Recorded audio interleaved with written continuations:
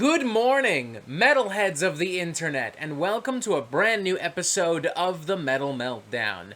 Today we are talking about a brand new studio album from Megadeth, entitled The Sick, the Dying, and the Dead. Megadeth, Grammy Award-winning multi-platinum heavy metal superstars and icons, one of the big four of American thrash metal, a classic band responsible for classic records like Peace Sells But Who's Buying, Rust in Peace, Countdown to Extinction, and many more, have finally re-emerged with this new album, their first in just over 6 years, and their 16th overall. You would think, with all this in mind, I'd have been super pumped for this album, and even more pumped for this moment, this opportunity to talk about this album, but in actuality, honestly, full disclosure, I've been dreading both. Because as much as I love Megadeth, I'll be the first to admit, their discography is kind of spotty, kind of inconsistent, and the 2010s in particular have been very rough for Megadeth. They've had a slew of back-to-back duds in the form of 13 Super Collider and, in my opinion, the vastly, stupidly overrated Dystopia. There have also been quite a few lineup changes, which, to be fair, is not entirely abnormal for Megadeth, but these particular lineup changes have had me worried. For one, Chris Adler left the band, which is a huge loss, and then Dave Ellefson was fired after being caught in the midst of a sex scandal last year. All the while, Dave Mustaine, the band's lead singer, guitarist, and mastermind, has been battling throat cancer, a horrendous disease I would not wish upon my worst enemy. Oh, and speaking of horrendous diseases, this fun little thing called COVID-19 happened, which kind of forced Megadeth to halt production entirely on this record. And all of this combined made for a whirlwind of drama that had me genuinely concerned not only for the outcome of this record, but also for the continued survival and success of Megadeth. Put very simply, I was not pumped for this record, and as such I went in with supremely low expectations. And now that I have listened to this thing multiple times, now that I have dedicated many hours to dissecting and analyzing every little follicle of this record, I feel extremely comfortable telling you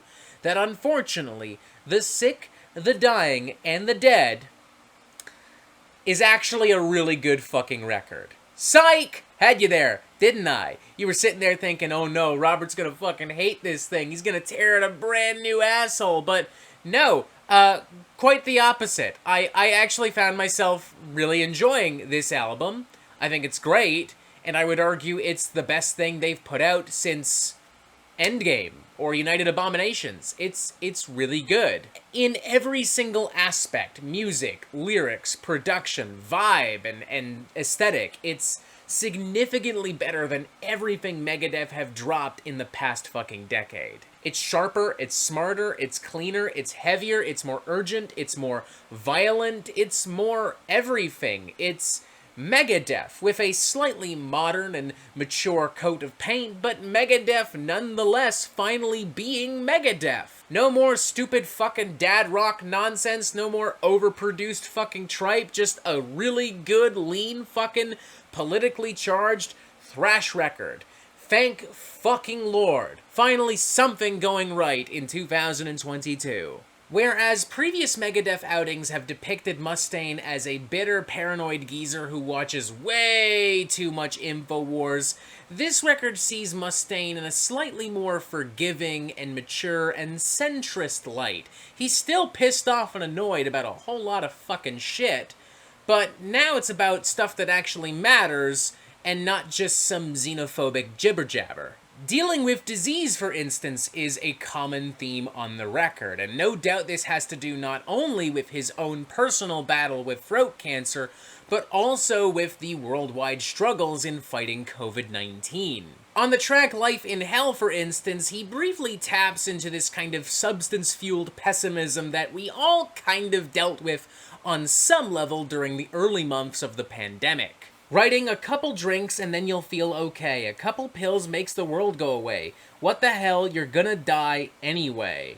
Going even further than that, the title track The Sick, the Dying, and the Dead opens with someone repeatedly yelling out, Bring Out Your Dead. Dave Mustaine is also clearly aware of drug abuse and the opioid epidemic on a track like Junkie. He's reflecting on the consequences of nuclear war on a track like Dogs of Chernobyl. And while it is a more tongue-in-cheek and goofy moment on the record, I don't think it's unfair to suggest that Dave has thoughts about the current obsession billionaires have with space exploration and Mars colonization on the track Mission to Mars. And all of this grim social commentary is paired with some of the most vivid and potent and brutal and precise thrash riffery and guitar pyrotechnics we've seen from Megadeth in ages. There are just so many spicy and eclectic guitar harmonies and solos, so many cutthroat riffs and rhythms.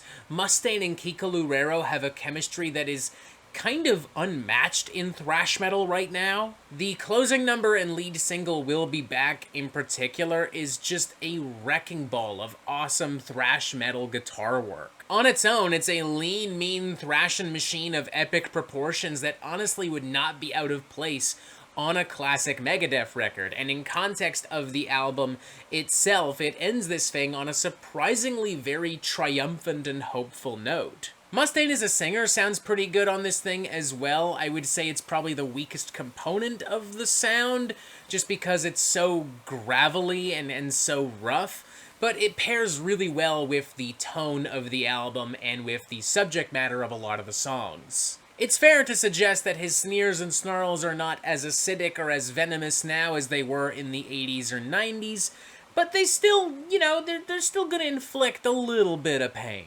Dirk Verbeuren sounds really great as well. His more brutal and tribal style of percussion works really well with Megadeth. It's something that this band, I would argue, has needed for a while, so thank you, Dirk. I do wish Steve DiGiorgio was given more to do, but he still does put in a pretty solid effort.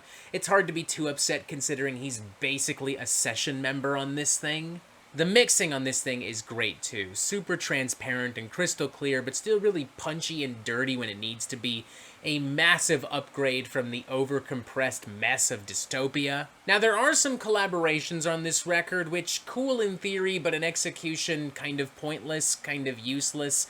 This is where the album loses a bit of its luster for me. For instance, there's a cover of This Planet's on Fire, originally by Sammy Hagar, and also featuring Sammy Hagar and lead vocals. Aside from the fact that it has more metal guitars, it's identical to the original. It does not need to be on this album, and it's a complete waste of Hagar's talent. Ice-T is also featured on the track Night Stalkers, which, as a whole, I do still enjoy. It's a pretty bloodthirsty piece of militaristic thrash, but Ice-T's particular contribution feels like something that was added very, very, very last minute, and it also feels like something that, nobody put a ton of thought into.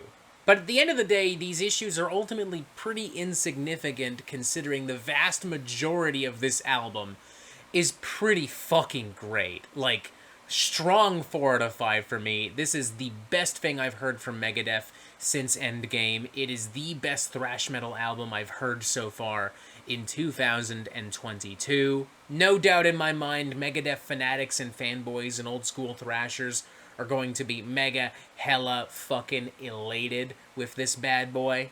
Everything that really defines Megadeth, everything that really makes them great is absolutely 110% present on this thing. Dave Mustaine is back with a goddamn vengeance, and considering the enthusiasm and hunger on display here, it's safe to say that he's not going away anytime soon. And honestly, assuming that subsequent albums can keep up with this level of quality, I'm not gonna fucking argue. This really is a great record.